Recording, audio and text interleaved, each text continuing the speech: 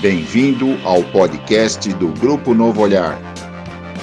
Um espaço para promover a reflexão e a conscientização sobre a deficiência visual, a pessoa com deficiência visual e o seu mundo.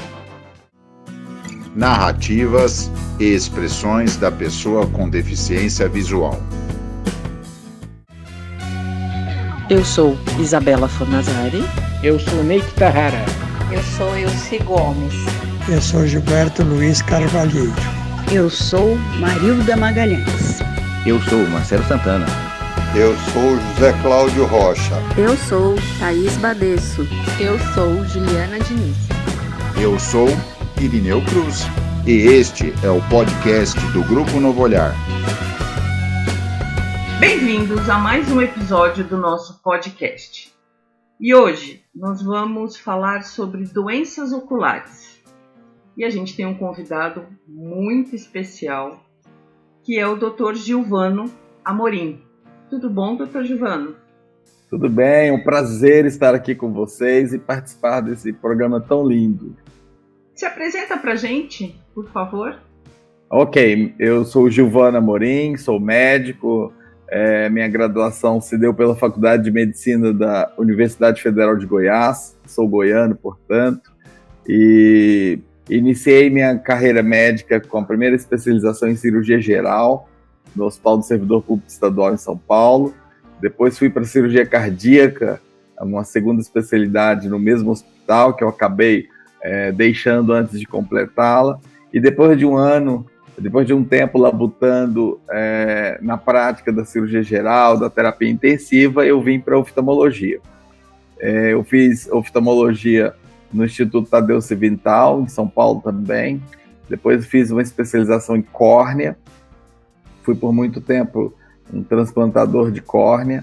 E depois fiz uma especialização em medicina tradicional chinesa e acupuntura na USP, também em São Paulo. E ultimamente, a última formação na USP é uma especialização em dor. Também cursei mestrado em Ciências da Saúde, já na PUC, aqui em Campinas, e ultimamente faço doutorado em Psicologia, também na Pontifícia Universidade Católica de Campinas. E é meu médico, né, gente? Desculpa, meu médico. Meu médico, meu anjo da guarda. Mas é verdade, Gilvana, ela fala muito de você, sempre falou muito de você. Oh, que bom. Orelha, né? Espero que bem. Muito bem. Gilvano, eu quando eu enxergava, os meus olhos tinham a cor castanho escuro. Aí eu tive descolamento de retina e depois de um período meus olhos ficou azulado. Por que isso acontece? Legal, essa é uma pergunta muito interessante, Marcelo. A cor dos nossos olhos é resultante de um complexo de fatores, né? O principal deles, e o que mais a gente sabe, o que mais a gente olha popularmente falando, é a cor da íris. Então vamos lá. A íris é uma membrana que fica atrás da parte transparente do olho, que é a córnea, e que dá, em princípio, é o principal elemento de cor para os nossos olhos, né? Então nós vamos ter os olhos verdes, os olhos castanhos, os olhos azuis, por conta da íris. Mas a cor dos olhos também é razão da transparência da córnea e do reflexo de uma retina saudável. Então, quando nós temos um acometimento da retina, que ela deixa de ter um reflexo saudável, e principalmente quando acomete a transparência da córnea, a gente tem uma tendência a um certo tom azulado dos olhos, independentemente da cor original, digamos assim, da cor antes do adoecimento, não é? Então, essa coloração azulada, ela é resultado da perda do reflexo da retina e da perda da transparência da córnea. E, normalmente, ela indica para nós um olho que está, como eu poderia dizer, profundamente adoentado, sabe? Um olho que foi acometido com uma condição grave, normalmente levando a uma perda da visão ou uma condição de visão subnormal. Doutor, eu sou Gilberto, tenho baixa visão causada por degeneração macular. E o que me foi informado é que eu tenho, de nascença, o olho muito grande. É um tamanho descomunal o meu olho. Então ele foi forçando a retina e dilacerou a retina e deu a degeneração macular. Então, para mim, o olho grande causa degeneração macular é uma coisa que eu nunca tinha ouvido falar. É comum isso daí ou é um caso raro? Olho grande, né? Existe de fato uma proporção, vamos dizer assim, métrica do olho, né? Os olhos muito encurtados serão olhos muito hipermétropes. Os olhos muito alongados serão olhos muito míopes, né? Então, aqui só para a gente familiarizar, a hipermetropia é uma condição que nós chamamos de erro de refração, ou simplesmente grau, como é conhecido popularmente. A hipermetropia é uma condição em que a gente tem uma dificuldade de enxergar quanto mais próximo se encontre um objeto. E a miopia é uma condição em que a gente tem dificuldade de enxergar quanto mais distanciado esteja o objeto. Então, quando nós temos um olho muito alongado, a gente imagina assim, o olho não é distensível, ou seja, não dá para ir esticando o olho como se fosse uma bexiga, que a gente vai soprando, ela vai esticando e ficando cada vez maior. Quando existem forças, e essas forças, na verdade, não são ainda bem conhecidas, quando existem forças que funcionam como vetores que impulsionam o olho para ele fazer uma espécie de distensão, a retina sofre um dano estrutural, e esse dano estrutural pode sim se manifestar como uma degeneração macular. Quando a gente fala em degeneração macular, é interessante que a gente faça uma aproximação conceitual para a gente entender. Então, degeneração, o nome está dizendo, o tecido ele entra num estado de perda estrutural e funcional, ele degenera-se. E por que macular? Macular se refere à mácula.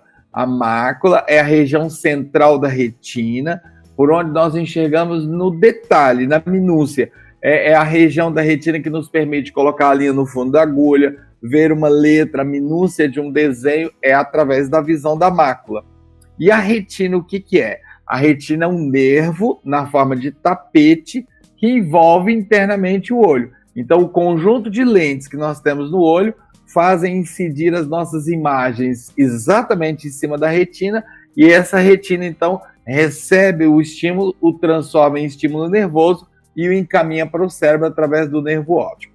E é importante, Sr. Gilberto, quando a gente fala em degeneração macular, que a gente não confunda a degeneração macular, assim, sensu lato, vamos dizer, de uma forma inespecífica, com a degeneração macular relacionada à idade, que é uma outra doença específica, também é uma degeneração que tem lugar lá na mácula e que está muito relacionada com a passagem do tempo, embora hoje se reconheça que a idade não é o único fator de risco, vamos dizer assim, para o acontecimento da degeneração relacionada à idade, né? Então, quando a gente fala degeneração macular, ela inclui uma série de degenerações, inclusive a miópica, que é essa que o senhor fez menção.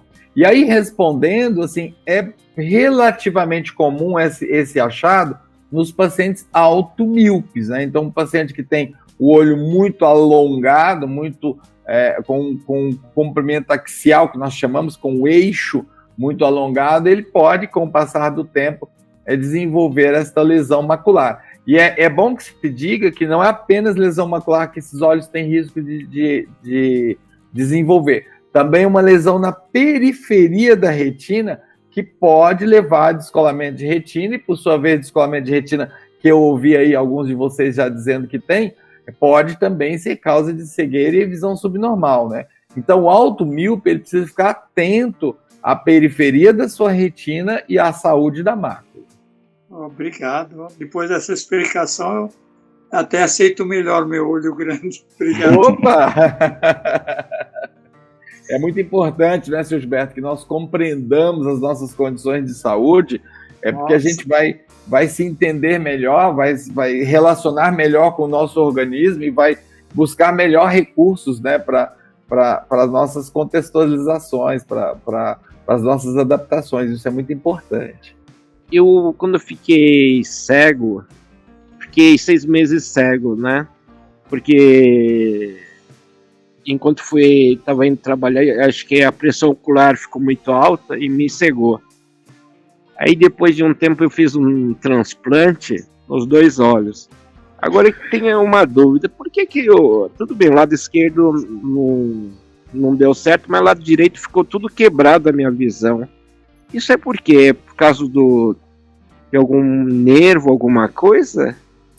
Quando você fala visão quebrada, só para eu entender, né, você está dizendo que o seu campo visual é como se fosse quadriculado, a imagem ela é toda partilhada, é isso? Isso. Fragmentada. Isso, doutor. Tá, entendi. Normalmente, Ney, essa sensação ela não advém da córnea, ela advém de microlesões lá na retina.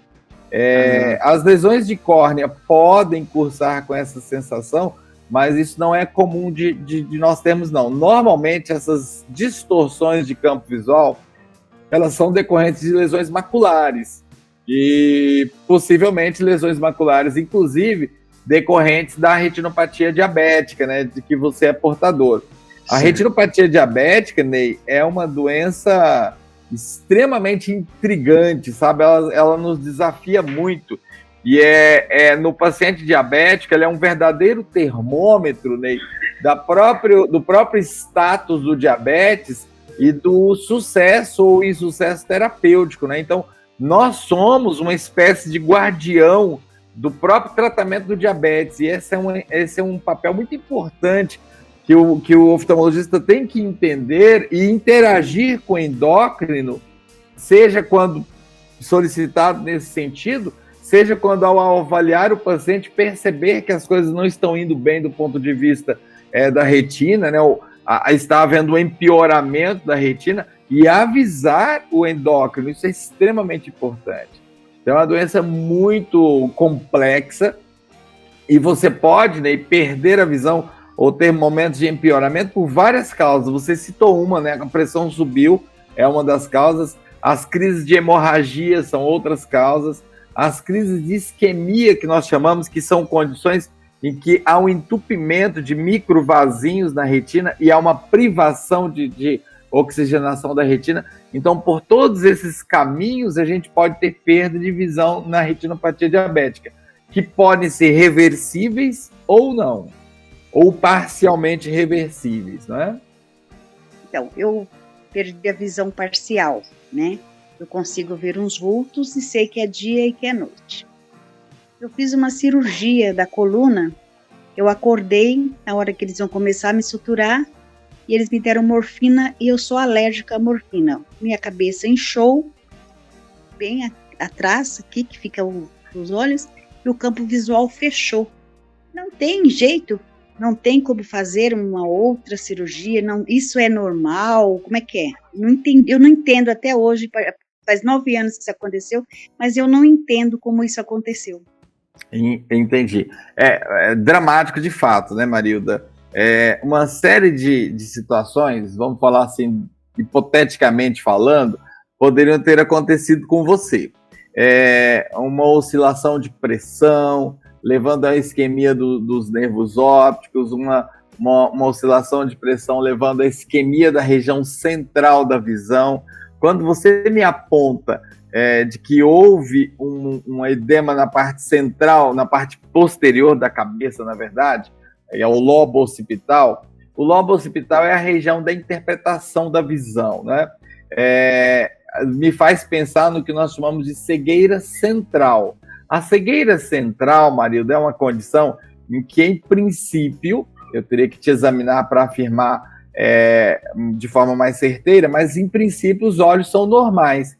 O que está acometido é o cérebro, que é, em última análise, a região que interpreta aquilo que a gente enxerga, né?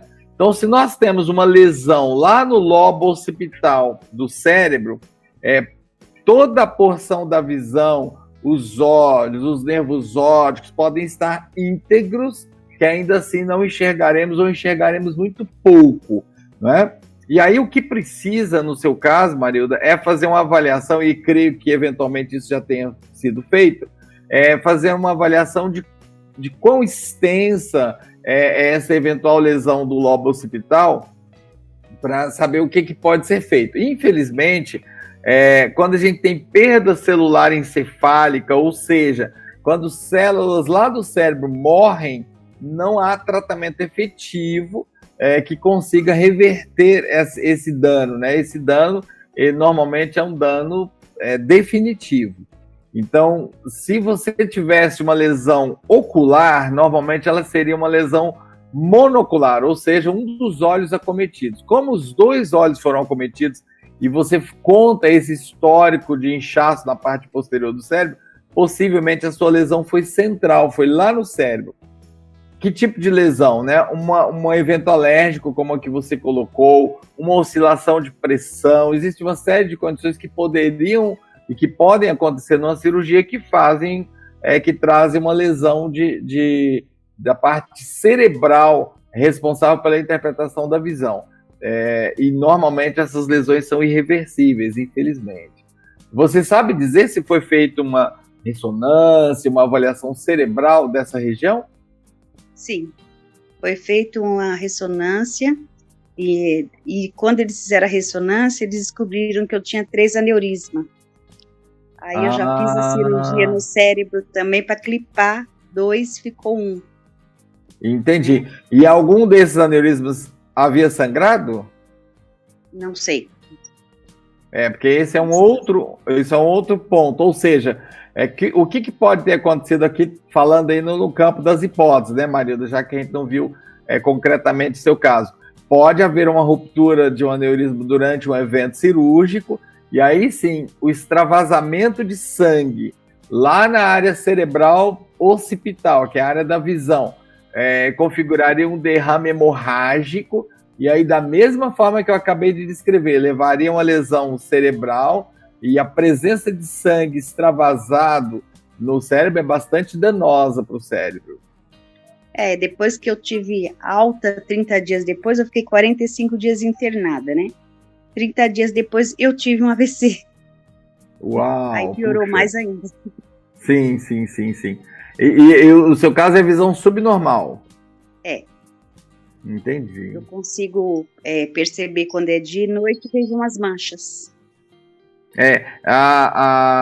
Eu queria te desafiar, Marilda, para você começar a ter, se avaliar, eu poderia dizer assim, que existem alguns relatos na literatura muito interessantes. Eu vou tentar explicar para vocês, e particularmente para você, Marilda, porque eu acho que pode ser uma informação que te traga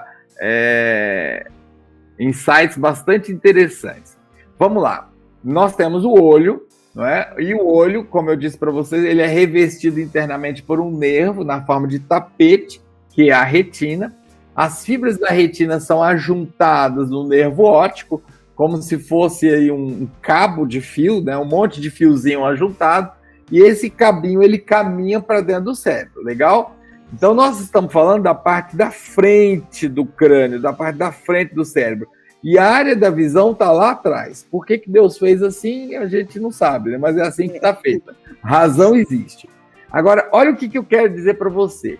Ao longo do caminho do nervo óptico, ele lança, Marilda, 2 fiozinhos, 2 nervinhos para estruturas do cérebro chamadas amígdalas. As amígdalas, que não são as amígdalas da amidalite, né? Aquela que a gente opera, operei da garganta, tirei a amígdala. Não, só tem o mesmo nome.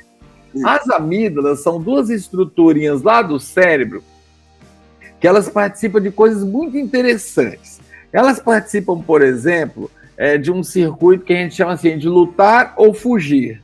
Sabe quando você está diante de uma situação que você precisa enfrentar ou sair correndo? As amígdalas, elas nos ajudam a tomar essa decisão. Agora, olha, Marilda, o que eu vou te falar. Presta atenção. As suas amígdalas enxergam. Uhum. Olha a loucura. Então, e por que eu estou te falando isso? Porque por muito tempo eu procurei uma pessoa como você e de repente a gente pode fazer alguma coisa juntos aí.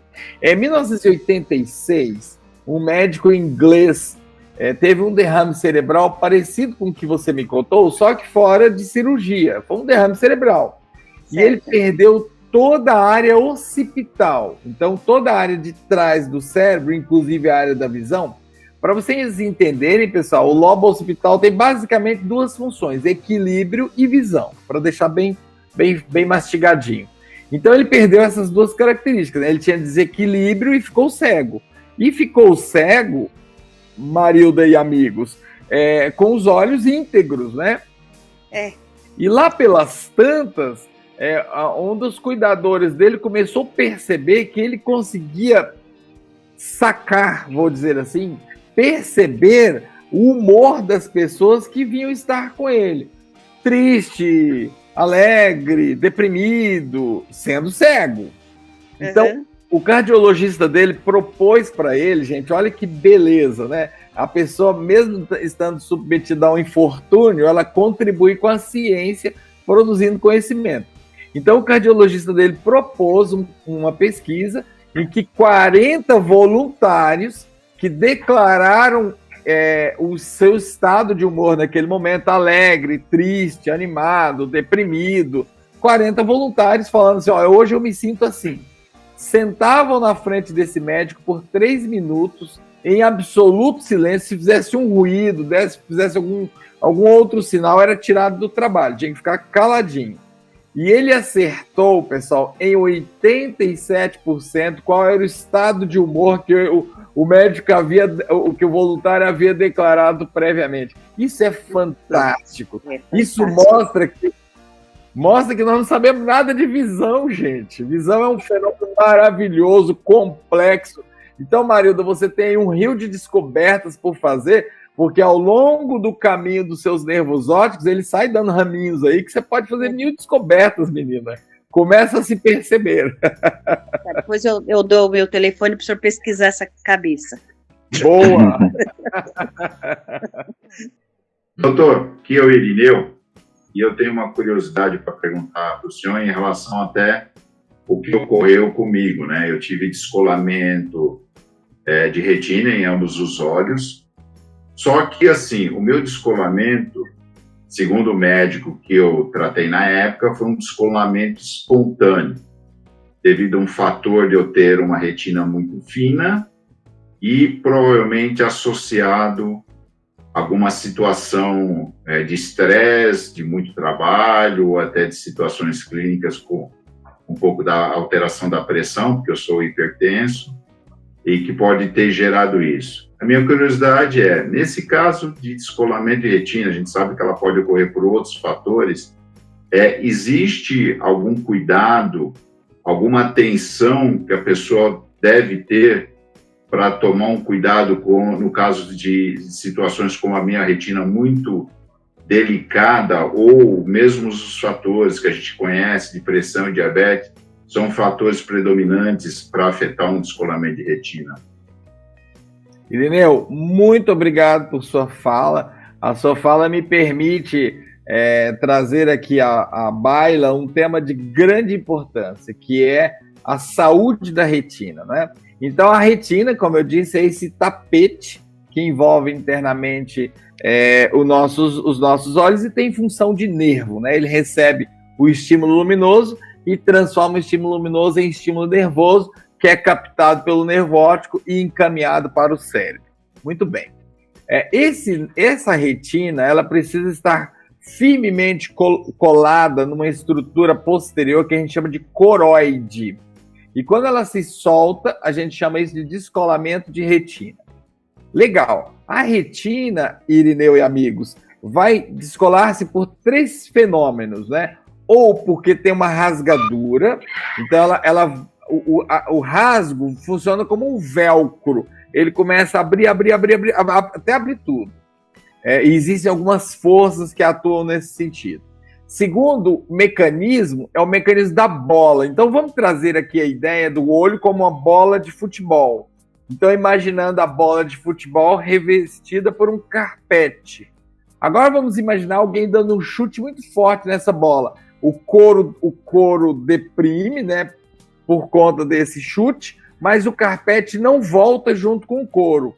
Então, esse é outro mecanismo de descolamento. Então, quando a gente tem um trauma que deforma o olho volta, a retina não volta na mesma velocidade, e aí eis o descolamento de retina. E o terceiro mecanismo, quando nós temos processos inflamatórios que ajuntam líquido embaixo da retina.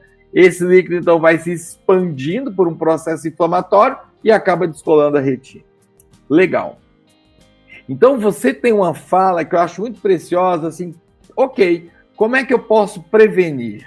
E quando você fala em prevenção, você aponta já para mim e para nós um caminho que prevenção é o melhor remédio. A terapêutica do descolamento de retina, infelizmente, ainda é muito falha, gente. Todo descolamento é cirúrgico, seja por que técnica for, existem várias técnicas cirúrgicas, todo descolamento é cirúrgico. Agora, vejam comigo a crueldade do descolamento de retina. Se nesse momento agora, são 21 horas e 30 minutos do meu relógio, se nesse momento agora, um de nós aqui na nossa sala de bate-papo, descolarmos a nossa retina, nós temos 72 horas para estarmos deitados numa cama, numa maca cirúrgica, sendo operados. Agora, vamos pensar no contexto? Sistema de saúde, pandemia, vaga zero, né? Tudo ruim, né? Em 72 horas eu não consegui nem passar pelo primeiro médico ainda, eu não sei nem o meu diagnóstico ainda. Agora, vamos imaginar uma situação utópica, maravilhosa, que em 72 horas eu esteja, literalmente, eu, paciente com descolamento de retina, estou sendo operado em 72 horas. Gente, quem consegue essa façanha só vai recuperar a sua visão em 50% dos casos. Isso é muito cruel. Então, sendo assim, a gente tem que olhar para o outro lado. Qual é o outro lado? A prevenção. Então, é muito importante que a gente reconheça quem são os pacientes que têm risco de descolamento de retina. E o Irineu já se antecipou ali, mostrando o caminho das pedras. A retina fina é uma retina de risco. E quem é o grande portador de retina fina? O míope. O míope, gente. Então, a gente fala assim, ó, miopias acima de 4 graus. Quanto maior o grau, maior o risco. E esse risco aumenta com a idade, né? Graças a Deus, estamos ficando velhos, então, quanto maior a nossa idade, maior o risco. Então, a gente fala que os dois fatores de risco, miopia e idade. Portanto, gente, a gente não pode ir no oftalmologista e só ver o grau. Então, primeira coisa, avaliar o paciente que tem risco, avisar que o paciente tem risco. Então, agora, a frequência da consulta não é mais porque os óculos vão ficar defasados. A defasagem dos óculos, gente, perdeu o interesse. O interesse maior da periodicidade da consulta é a saúde ocular. Então, muitas vezes a gente fala, olha, o senhor precisa vir a cada 4 meses, a senhora precisa vir a cada 6 meses. Eu não estou pensando nos óculos. Eu estou pensando na retina. Agora, se eu não tenho uma boa fala com o meu paciente, se eu não tenho uma boa comunicabilidade, se eu não comuniquei, não trouxe consciência, de maneira que o paciente possa entender, gente, para com essa linguagem difícil que a gente às vezes quer trazer no consultório, o paciente não entendeu nada, você ficou lá 15 minutos parlamentando e o paciente não entendeu nada. Não, desce do salto, sai do pedestal e fala numa linguagem compreensível. O paciente precisa sair do consultório sabendo o que tem e quais são seus riscos. Eu costumo brincar assim, né? Se meu paciente sai do consultório e é parado na rua pelo repórter da Globo, perguntando assim, o que o senhor tem? Se ele conseguir dizer o que tem, eu cumpri o meu papel. Se ele gaguejar, eu fraquejei, eu quero que ele volte para o meu consultório, porque não foi nada legal a consulta. Então, esse é o primeiro detalhe, né? Conscientizar aqueles pacientes de risco. Agora, existem alguns descolamentos de retina, gente, que a gente não entendeu ainda. Por exemplo, quem gosta do brinquedo aqui vai ficar meio bravo comigo, mas eu peço perdão já antecipadamente. A cada 20 mil viagens de montanha-russa, um paciente vai descolar a retina. Ai, ai, ai. Por isso que eu não gosto de montanha-russa, morro de medo. Vou contar para vocês aqui. Deixa isso claro que ele falou para mim. Quando eu viajei para o Beto Carreiro, a primeira coisa que ele me falou, que brinquedo você foi? Foi a primeira pergunta que ele me fez. Olha, eu adoro montanha-russa. Então agora você já arrepende. Pois é, e você é míope, né, Isabela? Não, aqui é para hipermetropia, da idade mesmo, sabe? Entendi. Eu vi teus óculos de lado, me pareceu de míope. Eu fui míope, mas eu tinha 1,5 grau e eu fiz a cirurgia. Entendi. Deixa eu aproveitar, Isabela. Irineu, é só um parênteses na fala e já voltem para concluir. Gente, deixa eu resgatar essa fala. Eu fui míope. Isabela, com todo carinho, isso não existe. Por que eu estou falando isso, gente? Porque lembra aquela historinha que eu falei, olha, 4 graus de miopia é risco? Eu estou acostumado a ouvir essa frase. Graças a Deus eu não tenho mais esse risco, porque eu operei a miopia. Não, senhores, o olho continua míope, o que está operado é o grau. Então, aquele risco, né? Eu aproveitei de exemplo, Isabela. Aquele risco que a gente tinha lá do descolamento, a partir de 4 graus, quanto maior o grau, maior o risco, continua operado, tá? O que foi operado foi o grau. Aí eu fecho o parênteses para voltar para completar por Irineu. Então, Irineu, a gente precisa, na medida do possível, identificar esses pacientes de risco, orientá-los e visitá-los e examiná-los frequentemente. E aí, gente, mais importante ainda, que devia estar em outdoors, né? Devia aparecer nas redes sociais, devia aparecer na mídia, assim, como é que eu reconheço precocemente o descolamento de retina? São sinais precoces. Quais são? Foguinhos, né? Relâmpagos, raios na visão. Se isso aparecer, você precisa rápido de alguém que veja a sua retina. Teias de aranha, não estou falando daquelas mosquinhas isoladas que todo míope tem, né? Não é necessário ser míope para ter, mas é muito comum no míope. Também não estou me referindo àquilo. Mas apareceu como teia de aranha, um tufo de imagem. Gente, isso é sinal de que o gel que acompanha a retina está encolhido. Por que ele está encolhido? Porque a retina que sustentava ele esticadinho descolou.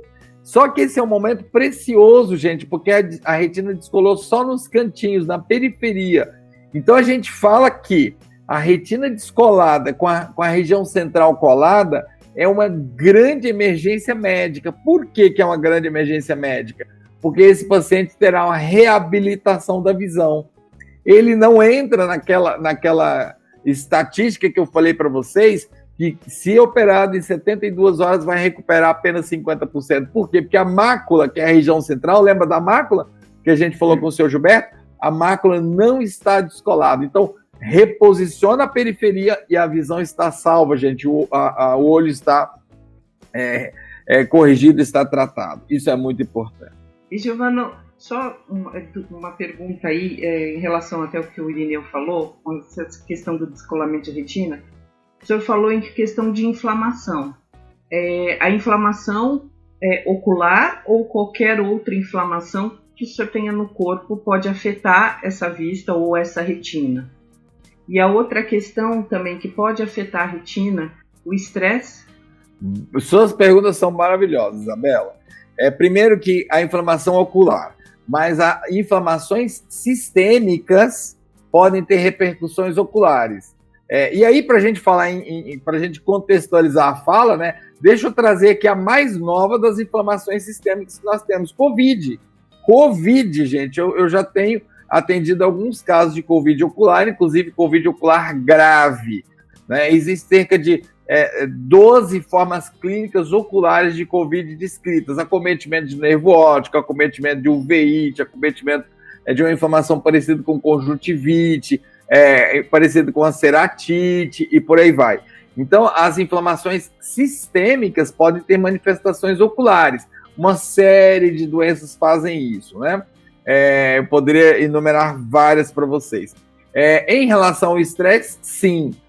O estresse ele tem manifestações oculares. Já que a gente está falando da retina, porque a retina não é o único ponto ocular suscetível ao estresse, mas existe uma condição, uma doença, uma entidade clínica que a gente chama maculopatia serosa central. E essa doença, se não bem abordada, Isabela e colegas, pode levar a visão subnormal, porque ela acomete de uma forma grandiosa a mácula e está diretamente ligada ao estresse, à condição estressante de vida.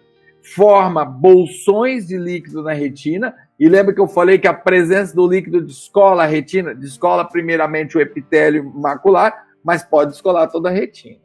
E tem indícios disso também? Vai ser os mesmos sintomas? Os raios, essa...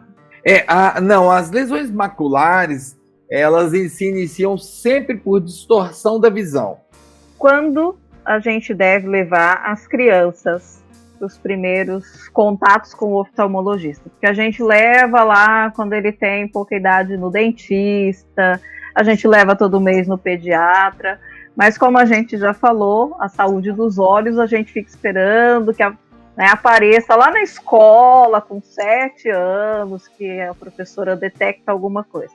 Mas nós pais, e a gente até vai passar essa informação para a Juliana, que está grávida, e o Marcelo, que está grávido. Não está grávido, né, Marcelo? Não, minha filha. O Marcelo, que vai ser vovô. Quando Parabéns, que a gente deve levar as crianças, né, para uma primeira consulta ao oftalmologista? Ok. Obrigado por abordar esse tema. É um tema da maior importância. E um tema também do qual a gente gosta de falar, né? E eu sempre gosto de contar historinhas. Vocês já viram que eu sou um contador de história, né, gente? Eu gosto de... Falo mais que a boca. Mas a história é o seguinte. Primeiro, dizer que nós nascemos auto-hipermétropes, né? Nós nascemos ali em torno de 14 graus de hipermetropia, para vocês terem uma ideia. Então, quando o Marcelo, o vovôzinho ali animado, comprar aqueles mobiles coloridos e colocar lá no bercinho do netinho dele, é bom pro vovô, pro papai, pra mamãe ver. A criança não vai desfrutar da visão daqueles mobiles, né? Porque ela vê um vulto muito grosseiro. Gente, a primeira forma de identificação do mundo externo de uma criança é o cheiro do leite da mãe. Esse vínculo é providencial, ele é divino, ele é maravilhoso. É o leite da mãe. A segunda forma de identificação é a voz do pai ou do cuidador. Então é importante que nós papais falemos com nossos filhos, né? Desde a barriga é importante falar, é importante que ele ouça e familiarize-se com a nossa visão. Somente lá pelo 2º, 3º, 4º mês de vida que a visão vai se tornar mais nítida e a criança começa a fazer seus reconhecimentos visuais. Isso não impede, no entanto, que a criança direcione os olhos, abra os olhos e até mesmo participe do mundo, que para ela é um borrão tosco, inespecífico, mas ela já participa do mundo mesmo assim. Com uma velocidade impressionante, a criança perde todo esse grau de hipermetropia que eu descrevi para vocês, para chegar no primeiro aninho de vida em torno de 1 grau, 1,5 grau, no máximo 2 graus. E eu vou dizer por que eu estou dizendo isso para vocês, vou explicar a razão disso. Então, é muito importante que nós tenhamos essa noção para que a gente tenha uma ideia de cada momento do desenvolvimento da criança, o que é normal. Então, é normal que um bebê abra os olhos. É normal que uma criancinha, por volta dos seus 3 a 5 meses, direcione os olhos uma vez chamada a atenção, mas não consiga acompanhar um estímulo. Já uma criancinha com 6 meses, ela deve acompanhar detalhadamente um estímulo, uma coisa colorida que chame atenção, o nosso dedo, ela deve acompanhar graciosamente no espaço, tá? Muito bem. Então, ao perceber esses sinais de que a criança não abre os olhos, não direciona o olhar, não segue a partir desse direcionamento da idade, isso é uma percepção que papai, mamãe, vovô, vovó, tio deve ter, professoras, né? A gente sempre fala sobre isso, para reforçar esse encaminhamento ao oftalmologista. Hoje no Brasil é lei, em todo o território nacional, é obrigado a fazer o teste do olhinho. O que é o teste do olhinho, pessoal? Sabe quando a gente tinha aquelas toscas máquinas fotográficas do passado, que a gente tirava uma foto e obtia lá o olho vermelho, né? Me lembro de umas máquinas absolutamente sofisticadas, a tecnologia maravilhosa que a gente tinha, que tinha uma luzinha vermelha que disparava antes para evitar aquele reflexo vermelho. Aquele é o reflexo vermelho. Aquele olho vermelho quer dizer que a retina espelhou o flash da luz naquele exato momento que o flash foi disparado. Significa o quê? Que a retina está saudável. Então, o teste do olhinho é a percepção do reflexo da retina. Mostra que, primeiro, não tem opacidade de meios. Vamos lá, vamos traduzir em miúdos. O que é opacidade de meio? Os meios, que são as estruturas pelas quais a luz vai passar, desde a córnea, que é o vidrinho de relógio, passando pelo cristalino, até chegar na retina, todos os meios são transparentes, porque se houver algum impedimento, o reflexo não vai acontecer. E aqui é o principal valor que a gente deve dar, pessoal, a catarata congênita, não é? Até que então o reflexo chegue na retina. Se a retina não for saudável, ela não vai refletir. E aí a gente pode pensar na retinopatia da prematuridade, no retinoblastoma, que é um tumor que aparece no recém-nascido, condições que a gente é capaz sim de diagnosticar já no nascimento. Então hoje é lei, todo o território nacional está incluso nessa lei. O Estado de São Paulo foi o pioneiro, saiu à frente, mas hoje está estendido para todo o território nacional.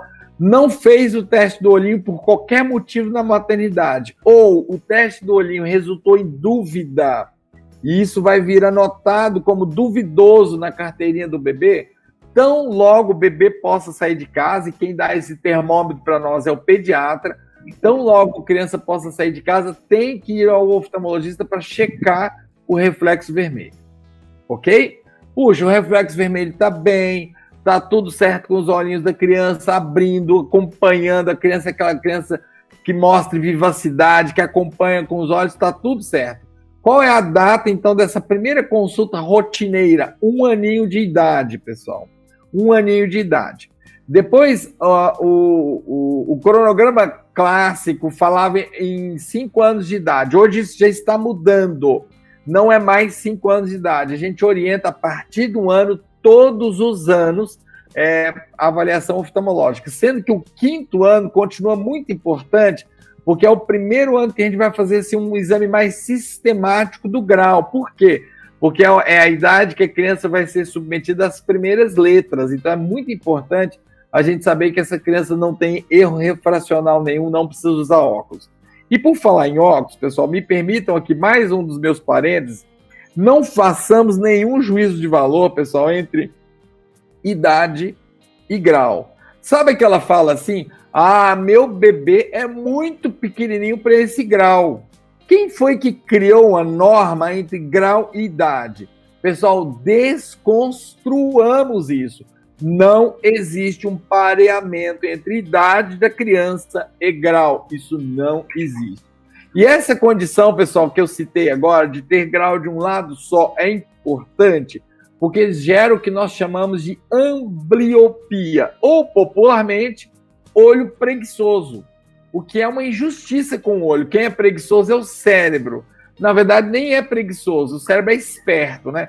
O cérebro é extremamente adaptativo. Então, imaginem vocês, um olho manda uma imagem nítida para o cérebro, o outro olho manda uma imagem borrada. O cérebro precisa pegar as duas imagens dos olhos e fazer uma só, tridimensional. Ora, como é que vai fazer uma imagem tridimensional com um borrão e uma imagem nítida? Sabe o que o cérebro faz, senhores? Ele despreza a visão do olho que está trazendo o borrão. A gente chama isso de supressão.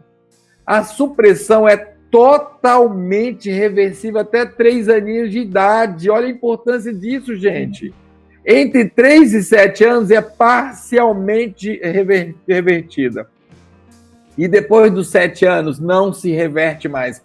Eu condenei por não ter visto, por não ter feito o diagnóstico, por não ter levado meu bebê a um atendimento, eu condenei a pessoa a ser monocular. Aí, ao longo da vida, por uma vicissitude qualquer, tem um trauma no olho bom. Pronto, virou um deficiente visual. Quando essa história não precisava ser assim. Então, isso é muito importante. Então, gente, a partir de 1 aninho, todos os anos, levando o oftalmologista e checando esses parâmetros. Outra coisa muito importante, estrabismo. Estrabismo. O que é estrabismo, gente? Não confundir com astigmatismo, né? São 2 termos que muitas vezes geram confusão. Astigmatismo é um erro de refração, é um grau, é um tipo de grau do olho. E o que é o estrabismo? É o desalinhamento dos olhos. Então, teve suspeita de desalinhamento, leva no oftalmologista. Não quero minha criança com um tampão porque vai ser mangada, né? vai sofrer bullying. não quero meu filho estrábico, então nem vou no oftalmo porque não quero esse negócio. Não, gente, na suspeita, leva sim, porque estrabismo tem tratamento. E a restauração, a reabilitação é total se visto a tempo. E, doutor, e a questão do estrabismo não é só a questão de uma estética, né? Porque as pessoas acham que é só estética muitas vezes, né? Puxa, Isabela, que bela sua fala. Gente, o estrabismo será estético. Lembra aquele olho bobo que eu falei, aquele olho preguiçoso? Lá, o estrabismo é estético. Na criança estrábica, né, eu vou falar da criança porque ela é o máximo do momento de reabilitação em estrabismo. Nós, quando uma criança tem estrabismo, nós perdemos uma propriedade dos olhos muito importante, chamada binocularidade. O que é a binocularidade? É esse exercício da visão simultânea com os dois olhos. É o que permite a visão tridimensional e de profundidade. Então, quando eu olho ali a imagenzinha do Gilberto e percebo a cortina colorida atrás dele, quem me permite saber que a cortina está atrás é essa sensação de profundidade. É claro que culturalmente, se eu olhar com o olho só, eu vou inferir que tá atrás porque é uma cortina. Mas quem vai me dar essa sensação é a binocularidade. Então, recuperar o estrabismo é resgatar a função de binocularidade, longe de ser estético, isso é função visual. Ou seja, gente, isso é qualidade de vida, muito importante. Doutor Giovano, a tração na retina, como é que ela ocorre? Tem tratamento ou tem prevenção? Quais são os sintomas dela? A atração está num daqueles mecanismos que eu descrevi do descolamento, né? O que acontece? O olho, a gente vai entender então o olho como uma bola de futebol, e essa bola ela é internamente ocupada por um gel. E esse gel é firmemente ligado na retina. Legal. Quando eu tenho uma fibrose, quando eu tenho uma cicatrização no gel, essa cicatrização ela tem uma característica que a gente chama de retratibilidade, ou seja, ela vai se encolhendo, ela vai se contraindo. Então imaginem vocês, ela está presa num ponto da retina e no outro ponto da retina. E ela vai se encolhendo, ela vai puxando, ela vai puxando, ela vai puxando, e nós chamamos essa força de tração. Então, um belo dia, essa tração rompe a base de aderência da retina e descola. E esse é um descolamento tracional, é um dos modelos de descolamento que nós temos. Então, Thaís, a gente precisa identificar a tração e cessar essa força. Por exemplo, a gente tem lá uma trave vítrea, né, que é um adensamento, que é um engrossamento do gel. A gente consegue ir lá e cortar esse engrossamento através de um procedimento cirúrgico chamado vitrectomia, ou até mesmo através do laser. E aí você rompe essa tração e aquela força sobre a retina cessa. E você evita o descolamento de retina. Nessa cirurgia, ela devolve a visão para a pessoa ou ela preserva aquilo que a pessoa tem? Não, no caso de tração. É uma pergunta muito boa. Ela só preserva, ela não mexe na função visual. E, infelizmente, ao manipular ali o gel que está cheio de trações, é uma cirurgia extremamente delicada. Esse procedimento chama vitrectomia. Ao manipular ali, a gente pode, infelizmente, trazer lesões na retina.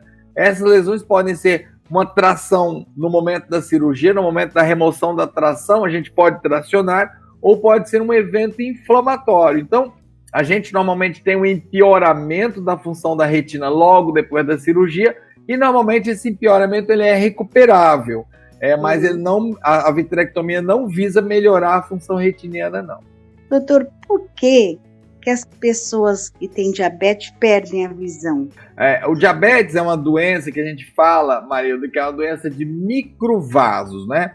Então, é uma doença que inflama onde tem alguns tipos de microvasos. A gente chama de rede de capilares.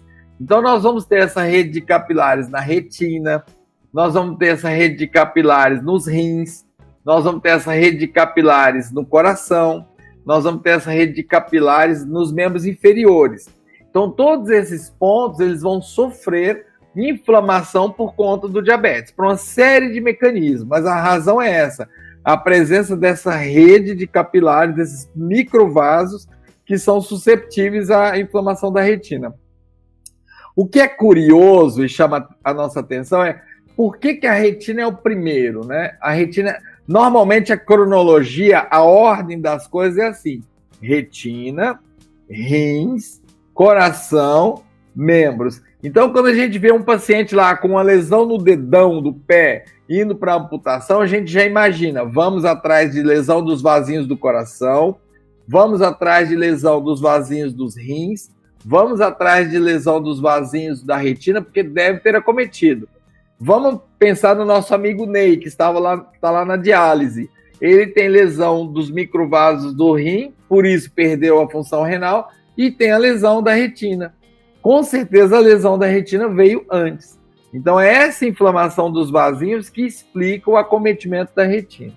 Aqui a gente sempre fala, Giovano, quando a gente traz profissionais, profissional que ama o que faz e que vê o seu paciente como ser humano, esse é o grande profissional, né? E você é um deles. Muito obrigado, Isabela. Amém.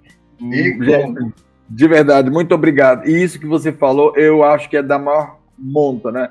É um dos grandes problemas, seja na comunicação, seja na abordagem, seja na condução, seja na relação de modo geral, é exatamente quando o médico erra, gente, e ele faz um pedestal entre ele e o paciente. Deixa eu trazer para vocês duas referências históricas rapidinhas para exemplificar isso. A primeira, o cirurgião, ele nasceu de uma entidade, de uma figura antiga chamada cirurgião dos pés descalços, que eram como os barbeiros trabalhavam antigamente, e eles se mostravam tão humildes que eles se despiam os seus sapatos para poder cortar os seus cabelos. Então, do manejo da navalha, gente, nasceu o bisturi. Olha que coisa interessante.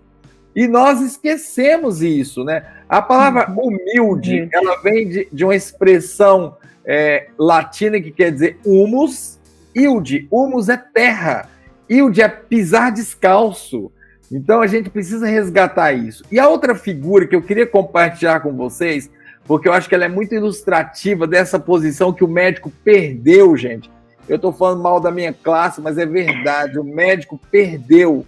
É a questão do avental.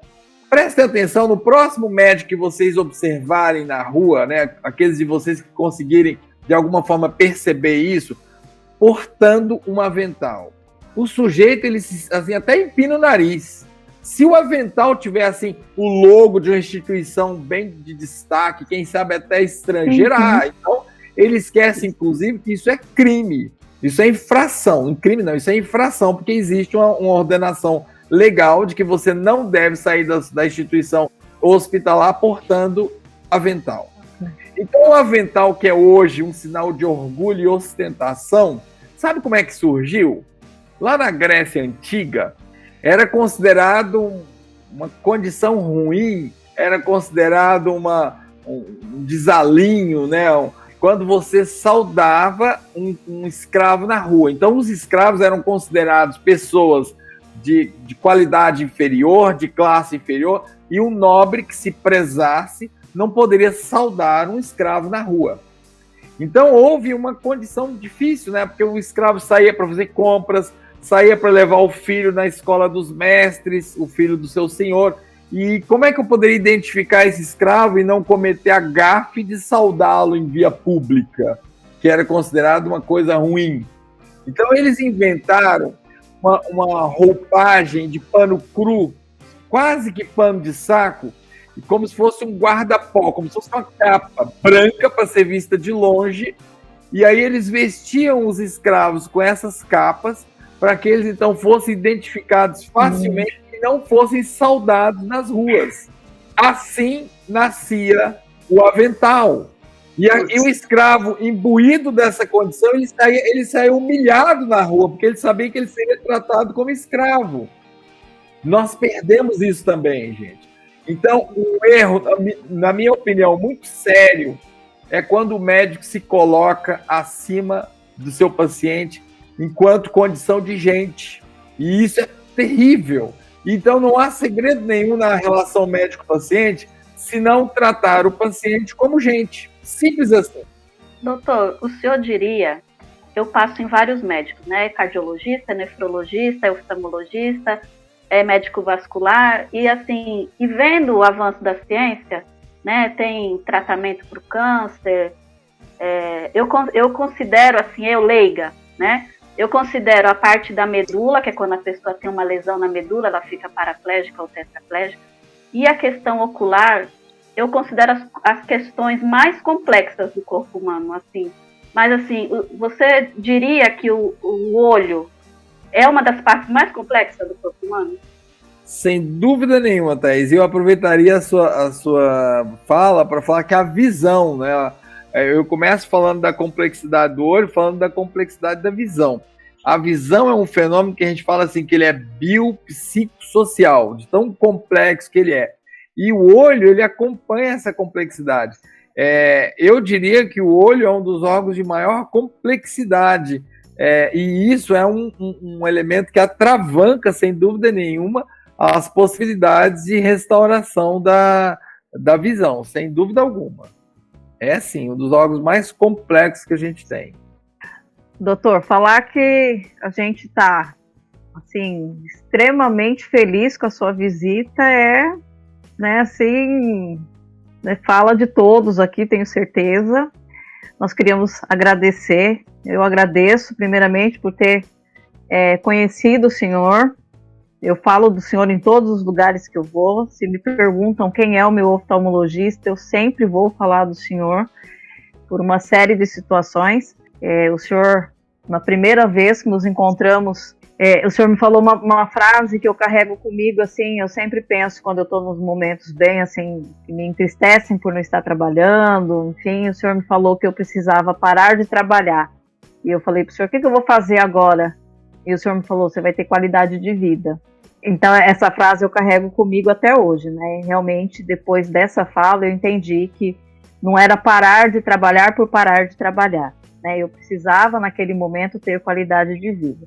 E essa qualidade de vida, ela se estendeu a esse grupo aqui, que foi através dessa sua fala que eu fui procurar ajuda e que eu acabei conhecendo essas pessoas. Então, o meu agradecimento hoje não é só a presença do Dr. Gilvano, oftalmologista, que veio aqui e nos deu uma aula, mas a um amigo que eu fiz nos últimos anos, que eu vou carregar para o resto da vida. Eu já conheço a família toda e tenho esse privilégio, e espero que os meus amigos também possam ter esse privilégio de conhecê-lo mais de perto, pessoalmente. Já fica aqui o nosso convite para uma reunião presencial. O senhor será convidado para essa reunião assim que tudo isso passar. Então, em nome do Grupo Novo Olhar, eu agradeço a sua presença nesse bate-papo, agradeço o senhor por essa aula que o senhor nos deu aqui, e tenho certeza que os nossos ouvintes também serão agraciados com tanto conhecimento que foi passado aqui hoje. O senhor tirou dúvidas que nós carregávamos, né? Posso falar isso, né? Os meus amigos vão ficar um pouco bravos, mas eu sou privilegiada de conhecer o senhor pessoalmente, de poder tirar todas as minhas dúvidas, mas acredito que a dúvida dos meus colegas aqui e de muitos ouvintes que vão nos ouvir e que vão mandar as perguntas depois, e a gente tem certeza que pode encaminhar para o senhor vai nos responder, a gente vai repassar. Eu acho que a nossa gratidão nesse momento vai ser para sempre. Nosso muito obrigado, doutor. O senhor nos deu uma aula de conhecimento técnico, teórico, prático e de humanidade. Como a Isabela disse, não basta só vir aqui, passar um conhecimento. O senhor nos deu, mostrou que o senhor realmente trabalha com o coração. E realmente é isso que eu sinto cada vez que eu vou numa consulta do senhor. A gente sai de casa com a sensação de que está indo ver um amigo, que a gente está indo para uma consulta e que a gente não vai simplesmente passar no médico, né? Não é só o médico, é o médico que vê a gente como ser humano, né? O senhor consegue ver a gente por dentro, o senhor consegue captar coisas mínimas. nenhum médico começa uma consulta, eu passei em vários oftalmologistas, os colegas aqui também passaram, nenhum médico começa uma consulta perguntando como é que está o seu emocional, como é que você está, o que está acontecendo, faz uma série de perguntas que não tem nada a ver com o seu olho, né? Não tem nada a ver, mas precisa ser todo esse conjunto para fechar um diagnóstico e para mostrar assim, ó, eu estou aqui para te ajudar. Então, o nosso muito obrigado mesmo, o senhor foi fantástico. Muito obrigado, sou eu quem agradece, Elci, Marilda, Gilberto, Irineu, José Cláudio, Marcelo, Thaís, eu esqueci o nome do Isabela, outro que saiu. O Ney, que está na diálise, a Isabela. Gente, sou eu que fiquei agraciado e fico muito agraciado por essa oportunidade. Foi um prazer enorme conhecer vocês. A Elci me fez voltar no tempo, na primeira consulta, quando eu a conheci, me lembro como ontem, e jamais imaginei que aquela consulta gerou isso aqui hoje, né, gente? Olha que fruto bacana, que coisa linda. Elci, obrigado por trazer essa recordação tão linda, e que trajetória. Eu sou testemunha, gente, da trajetória da Elci a partir daquela consulta, e nem quero pensar que foi por minha instrumentalidade, mas simplesmente eu quero fazer aqui um testemunho histórico, né, de como essa menina aprendeu a andar no metrô sozinha, né, lembra? E tantas outras vitórias que ela... Quantas coisas que ela ganhou e que a gente foi acompanhando ao longo do tempo, e isso foi muito bom. Pessoal, o desejo do fundo do meu coração é que eu tenha sido, assim, uma vírgulazinha de importante para vocês. Nossa Senhora! Não sou ninguém na fila do pão, de verdade, mas eu espero ter podido ajudar vocês aí na caminhada de vocês, nas lutas e dificuldades que cada um de vocês enfrentam com as suas dificuldades visuais, e contem comigo, que puder. A Elci sabe meus contatos, às vezes eu demoro um pouquinho para responder por pura falta de tempo, gente, mas eu me coloco à disposição, tá, Isabela? É um prazer muito grande. Depois vamos trocar contatos. Eu quero divulgar aí o podcast de vocês, o grupo de vocês. Eu quero ter esse privilégio. Muito obrigado por essa oportunidade. Foi um tempo maravilhoso que a gente nem viu passar. Foi muito bom estar com vocês.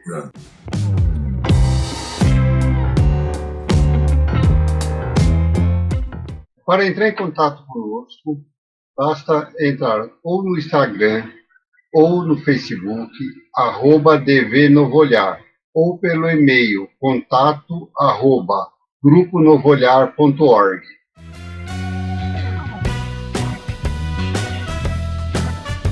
Bem, chegamos ao final de mais um episódio do nosso podcast do Grupo Novo Olhar. Espero que vocês tenham gostado, espero que vocês tenham tirado todas as suas dúvidas sobre o episódio de hoje, e até a próxima. Tchau, tchau.